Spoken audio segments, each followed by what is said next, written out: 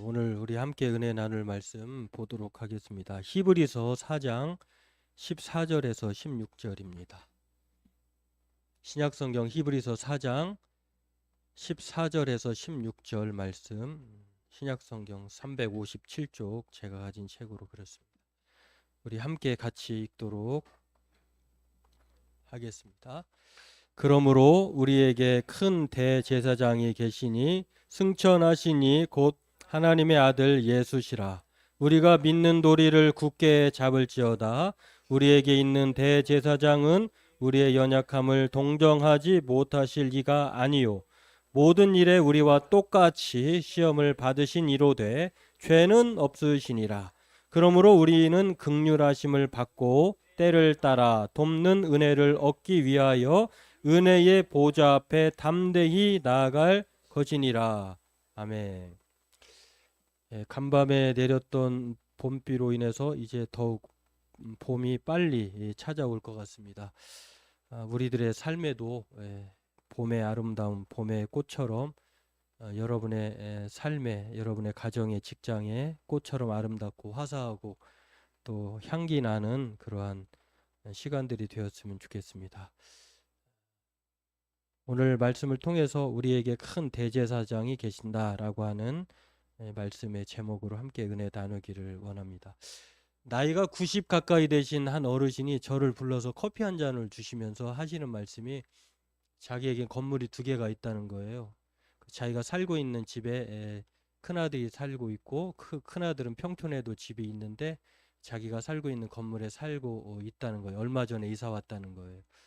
그리고 또 하나의 건물이 있는데 그 옆에 건물이 있더라고요. 그러면서 하시는 말씀이 그 건물은 또 작은 아들이 살고 있대요.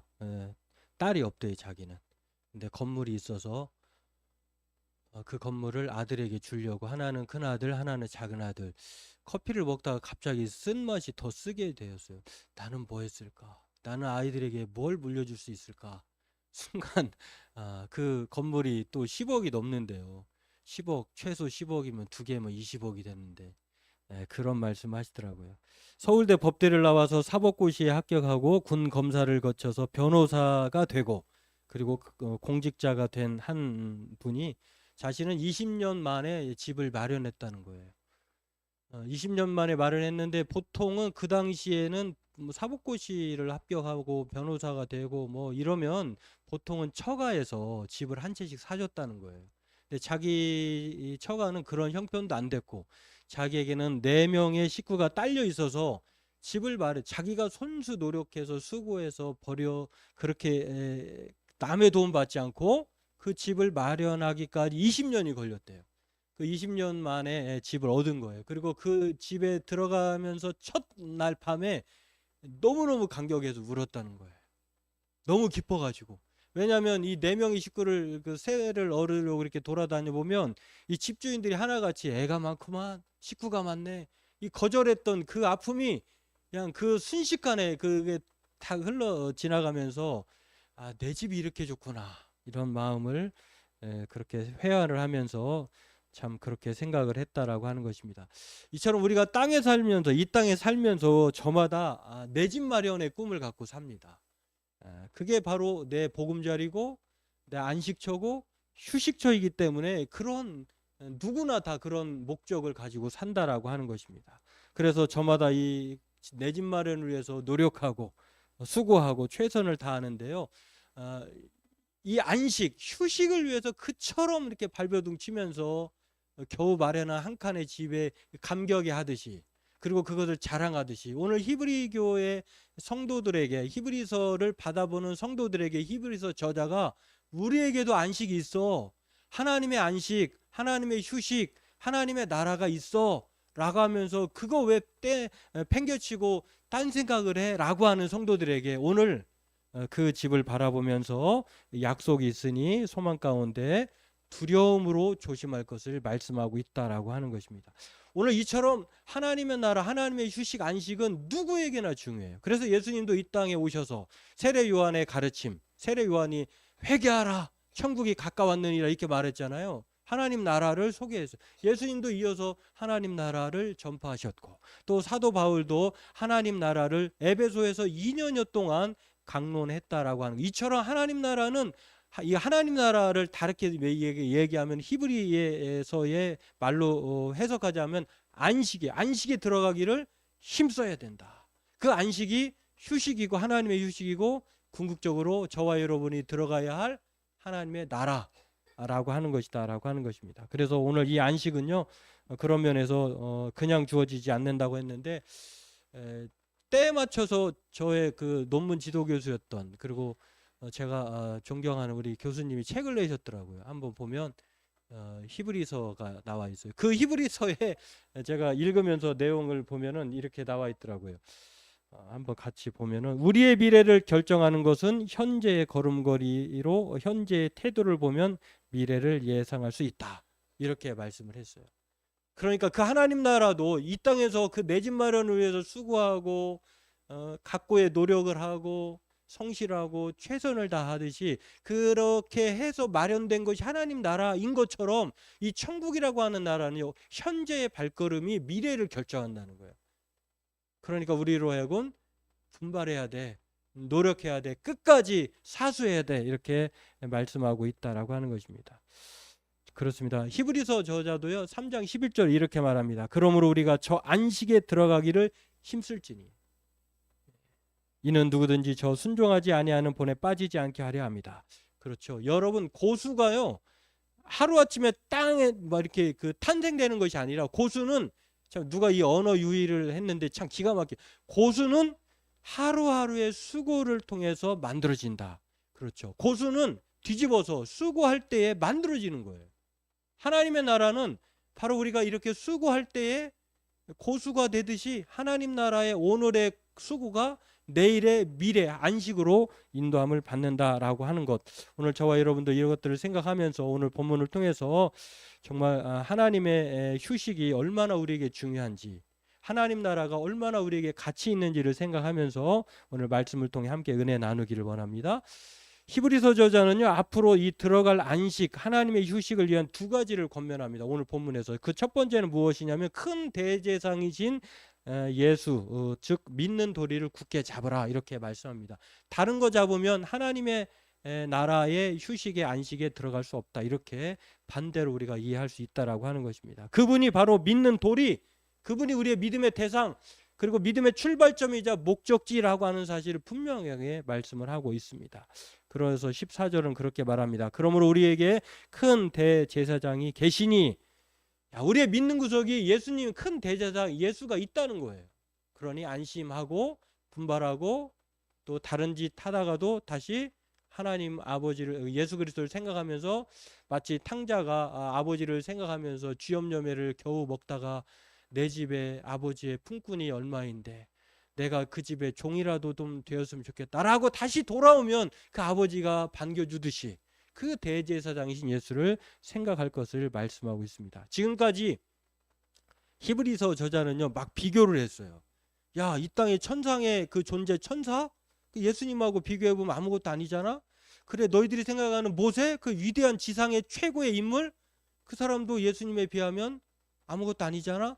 그래, 가나안 땅의 안식, 가나안 땅의 그 이스라엘 백성들이 40년 동안 고생하면서 젖과 꿀이 흐르는 그 약속의 땅에 들어갔는데, 그 땅에서의 안식과 우리가 궁극적으로 주어질 하나님의 나라 안식은 비교해봐, 엄청난 차이가 나잖아, 이렇게 말하고 있다가 하는 것입니다. 그런데 오늘 예수님이 아닌 그 어떤 것을 믿음의 대상으로 삼아서는 그래서 안 된다고 말씀하고 있는 것이 오늘 첫 번째 권면의 말씀이다라고 하는 것입니다. 재미있는 짧은 동영상을 봤는데요, 요즘에 뭐 그런 SNS에 기발한 영상들이 많이 올라오니까 보니까 이런 영상이 있더라고요. 이 아이는 좀 특이한 아이 같아. 보통 엄마 좋아 아빠 좋아하면은 엄마 좋아 이러잖아요. 엄마 품에서 늘 보통 살잖아요. 근데 엄마 아빠가 이제 그 아이를 아빠가 안고서 물어봐요. 깐난쟁이 아이예요. 엄마 좋아 아빠 좋아? 아빠 좋아. 그래서 얘가 그러면 말을 좀 순서를 되바꿔서 물어볼까 해가 물어봤어요. 아빠 좋아 엄마 좋아? 아빠. 그러니까 얘는 그냥 아빠의 단어에 그냥 아빠가 좋다는 말을 그냥 자동으로 나와요. 그래서 얘가 그러면 엄마 좋아, 아빠 좋아, 또 까까 좋아 이렇게 해볼까 해서 엄마 좋아, 아빠 좋아, 까까 좋아, 맘마 좋아 이렇게 물어봤어요. 그래도 이 아이의 대답은 한결같이 아빠 좋아 이렇게 말을 해요. 그래서 이 아이는 참 독특하다. 아빠를 그렇게 좋아하는구나. 또 다른 영상은요, 이모예요. 이모. 사랑하는 조카에게 집에 찾아와가지고 그 아이가 조카가 남자아이더라고요. 보니까 딸기를 너무 좋아하는 아이예요. 그래서 딸기를 보여주고 하는 큼 있는 거 보여주고 딸기 하나 입에 넣어주면서 돌아 하니까 얘가 무슨 좀 보면서 강아지 훈련시키듯이 딸기를 입에 넣고 돌아 하니까 돌아 한 바퀴를. 그리고 하나를 더 집어주면 얘는 순식간에 딸기를 또 다 먹더라고요. 딸기 하나 더 주면서 뭐라고 하냐면 사자, 호랑이 하니까 어흥해. 그러니까 얘는 이모가 딸기를 줄 때마다 자기가 행동을 하면은 이모의 주문에 반응을 하면은 뭔가가 주어진다고 하니까 얘가 즉각즉각 반응을 해요. 그래갖고 여러 번 대여섯 번 이렇게 뭐라 하더라고요. 그러니까 아이가 그때마다 곧잘 따라서 해요. 주문한 대로. 이게 딸기가 이제 다 떨어졌어요. 딸기 없어 이제. 그러면서 또 이모가 주문하니까 이 아이가 어떻게 했을 것 같아요? 딸기가 지금 없다고 그랬잖아요. 딸기가 떨어졌어. 이 아이가 명석해. 얘도 깐난쟁이에요. 딸기가 없다는 사실을 알고 이모가 뭔 말을 해도 심지어는요 이모 무릎에 손을 얹고 있었어요. 도망가. 야, 이 아이는 딸기에게 목적이 있었구나. 지금 히브리서 성도들이 그런 입장이에요. 아니 이전에는 예수님 큰 대제사장이지 예수님만을 바라보고 믿고 흔들리지 않고 기뻐하고 즐거워하면서 살다가 어느 순간 이 딸기의 매력에 빠져가지고 예수님이라고 하는 큰 대제사장이 보다도 더 딸기와 같은 그런 존재가 이제 눈에 들어온 거예요. 흔들린 거예요. 그래서 지속적인 순종과 믿음보다는 이제는 그 안식을 잊어버리고 믿는 도리이신 큰 대제사장보다 다른 것들을 바라보고 있다라고 하는 것입니다. 그래서 오늘 히브리서 저자가 성도들에게 우리의 믿음의 도리가 누구이냐? 그건 바로 예수님, 그 대제사장인 예수님을 믿어야 된다라고 강력하게 권면하고 있다라고 하는 것입니다. 오늘 이 출발점을 잊어버리면 그 목적지조차도 잊어버린다고 하는 사실을 오늘 권면하는 거예요. 제가 늘 TV만을 보는 건 아니지만 너무나 열풍이고 광풍이기 때문에 폭삭 소가수다의 그 아버지 양관식이 지난번 제가 말씀드렸습니다만 배가 그렇게 두렵고 바다가 이렇게 무섭고 두려울 때도 무엇을 바라보면서 견뎠냐라고 딸이 물었을 때에 그 아버지의 대답이 아빠 안 무서웠어. 그럴 때마다 함께 오징어 배에 불을 켰던 저 불을 봤어. 그래서 이겨냈다. 함께 오징어를 잡으러 왔던 그 배의 등불을 보고 견뎌냈다라는 말이 나왔어요. 여러분 때로는 그럴 수 있어요. 우리가 이 땅에 그 예수님 말고 다른 존재를 의지하면서 살아갈 수도 있어요. 그러나 그것도 불완전해요. 왜냐하면 그 배도 바다 위에 떠 있는 거는 매 한 가지예요. 파도가 휩쓸리면 그 배도 연약해서 가라앉을 수 있어요. 그렇다고 하면 우리는 무엇을 바라봐야 되느냐? 육지에 불을 밝히고 있는 이 등대와 같은 그 큰 대제사장이신 예수를 바라봐야 한다라고 오늘 히브리서에서는 그렇게 말을 하고 있습니다. 그것이야말로 흔들리지 않는 믿는 도리인 우리에게 큰 안식을 주시는 그 등대를 예수님으로 바라봐야 한다. 쥐똥만한 다른 불이 아니다라고 이렇게 말씀을 하고 있는 것을 볼 수가 있습니다. 그래서 큰 대제사장이 계시니까 그 등불을 바라보면 하나님의 아들 예수이신데 그 믿는 도리를 굳게 잡아야 한다라고 권면하는 것을 볼 수가 있습니다. 오늘 저와 여러분들도 우리에게는요 그 어떤 존재도 완전하지 않아요. 불완전해요. 연약해요. 그렇기 때문에 저와 여러분들도 믿는 도리이신 예수를 큰 대제사장으로 여기고 오늘 믿는 구석을 우리에게 비빌 언덕이 바로 예수님이라는 사실을 기억하고 오늘도 강하고 담대하게 살아가는 저와 여러분 되기를 바라겠습니다.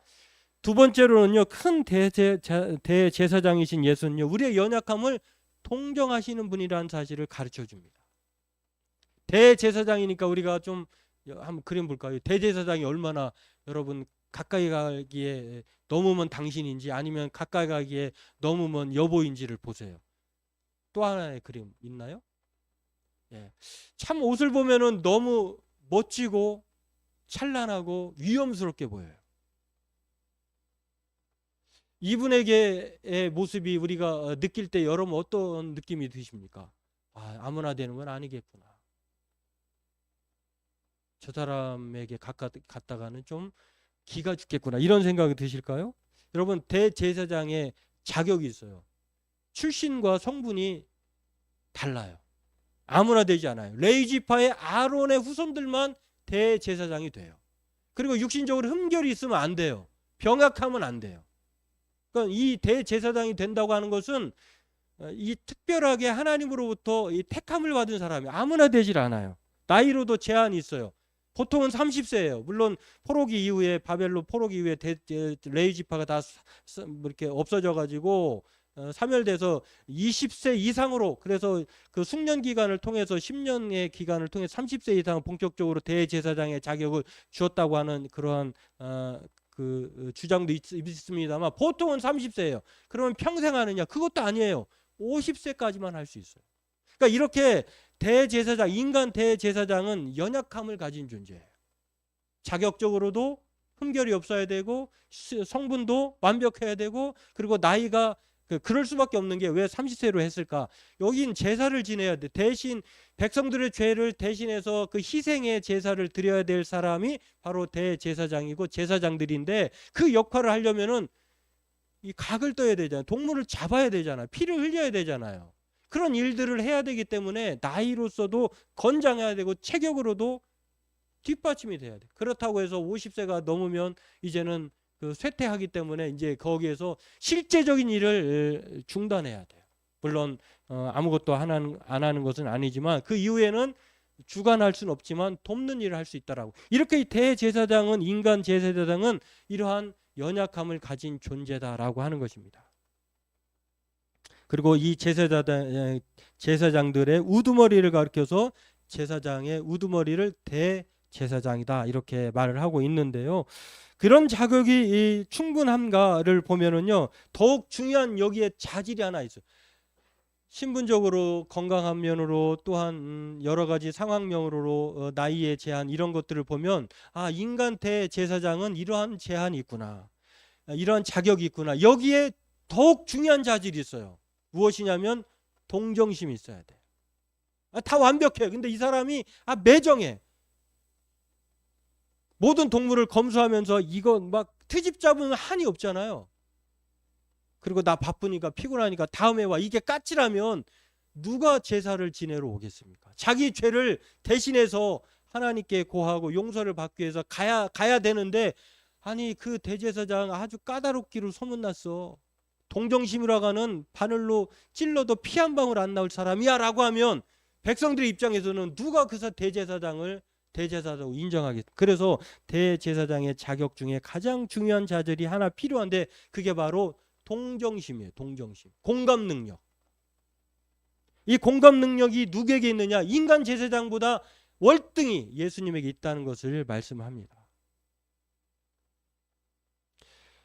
여러분이 잘 아실 법한 사람인데요. 주영훈이라고 하는 가수이고 작곡가인, 이 사람의 아버지가 개척교회의 목사님의 자녀더라고요. 근데 이분이 강남에 그 큰 집을 팔아가지고 30년 40년 전에 공짜 2개가 빠진 그 집을 헐값에 팔았다는 거예요. 그래서 늘 엄마 아빠가 싸울 때 들은 얘기가, 당신이 그 집을 팔아가지고 목회하는 바람에 내가 이렇게 죽을 동안 고생했다. 부부싸움은 그게 레파토리래요. 저도 싸울 때 레파토리가 좀 있어요. 제가 서운하게 한 게 있어가지고 그 얘기하면은 또 저 얘기하는 거예요. 그러니까 여러분, 결혼하기 전이라고 하면 연애할 때 서로의 마음에 상처를 주지 마세요. 그리고 그 얘기가 나중에 역전될 수도 있어요. 그러니까 여하튼 이 집은 싸우면 아버지가 그 집을 팔아가지고 목해가지고 엄마가 지질하게 고생을 한 것을 원망하는, 싸울 때 그런 얘기 한다는 거예요. 어떤 그분이 30년 동안 아버지 목회자 밑에서 아버지가 대단히 고지식하대요.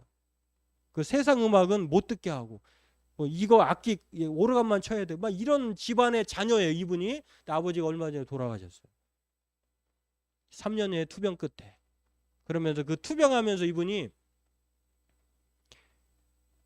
아버지에 대한 그 원망도 있고 또 뭐 좋은 점도 있고 하지만 좋은 점보다는 그 아버지에 대한 그러한 좀 서운함 있다고 하면서 이분이 아버지를 자기가 간병하면서 노래도 또 이렇게 CCM으로 만들었더라고요. 근데 이분이 아버지가 돌아가신 거에 소감을 이렇게 말을 했어요. 폭삭 속았수다의 그 대사를 떠올리면서 이렇게 말했다고 하는 거예요. 부모는 늘 미안한 것만 사무치고 자식은 서러운 것, 자기가 못 받은 것만 사무친다. 그러니까 자식의 입장에서는 부모가 자기에게 서운하게 했던 것만 기억 남는 거예요. 이게 자식이에요. 근데 부모는 늘 그 자식을 위해서 못 해준 것만 크게 사무치는 거예요. 이게 대제사장의 마음이에요. 이 동정한다고 하는 마음은 그거예요. 우리 예수님이 대제사장이라고 하는 것은, 큰 제사장이라고 하는 것은 어떻게든 우리에 대해서 서운하고 못 해준 것만 생각하시는 거예요. 이들은 인간이기에 인간 제사장은 본래적인 총체적인 한계를 가지고 있는, 인간적으로도 연약해요. 그런데다가 동정심마저도 예수님과 비교할 때의 차이가 있어요. 그러나 우리의 큰 대제사장이신 예수님은 공감 능력 또한 무한하다는 거예요. 어떤 죄라도 어떤 사람이라도 가리지 않는다. 동일한 감정을 가지신다. 공감이란 뜻이 그런 뜻을, 유대감, 연대감이라고 하는 뜻을 가졌어요. 어떤 사람도 예수님에게는 유대할 수 있어요. 연대할 수 있어요. 이해할 수 있어요.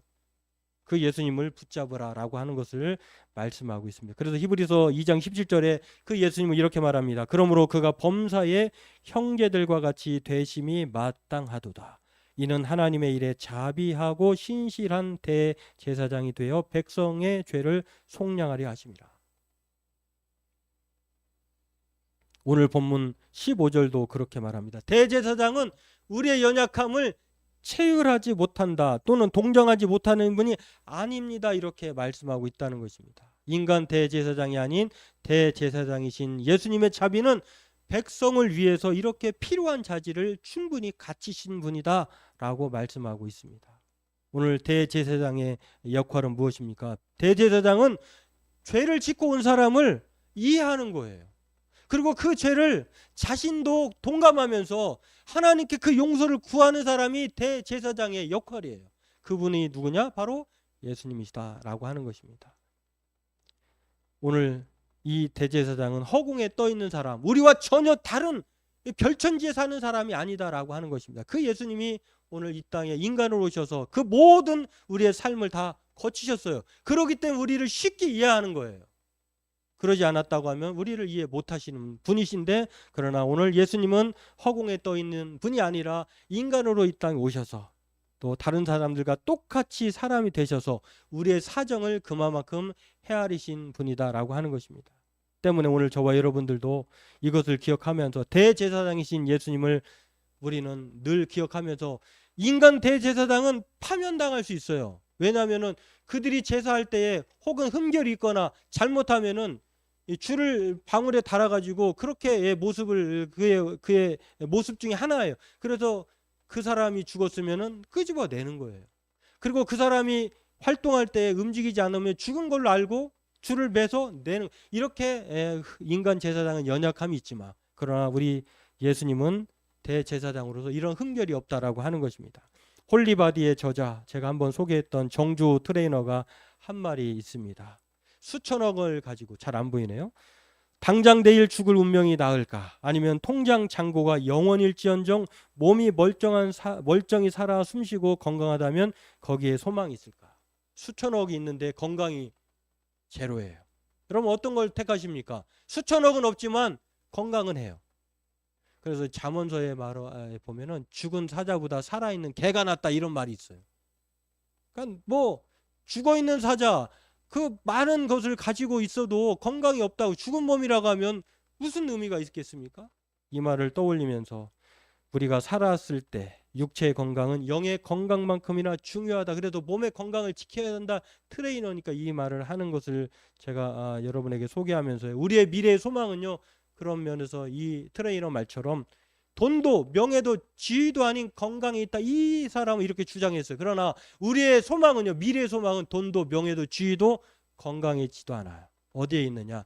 대제사장이신 예수님께 있다라고 하는 것입니다. 그러므로 오늘 저와 여러분들도 때를 따라 돕는 은혜를 주시는 자비로우신 대제사장이신 예수님을 기억하면서 마지막으로 이 주영훈 씨가 아버지를 생각하면서 신앙의 고백으로 노래를 만들었는데요. 그 가사가 참 구구절절 옳은 말 같아요.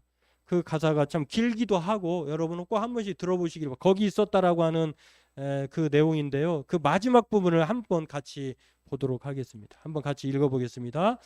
나 다시 올 때에 거기 있어다오.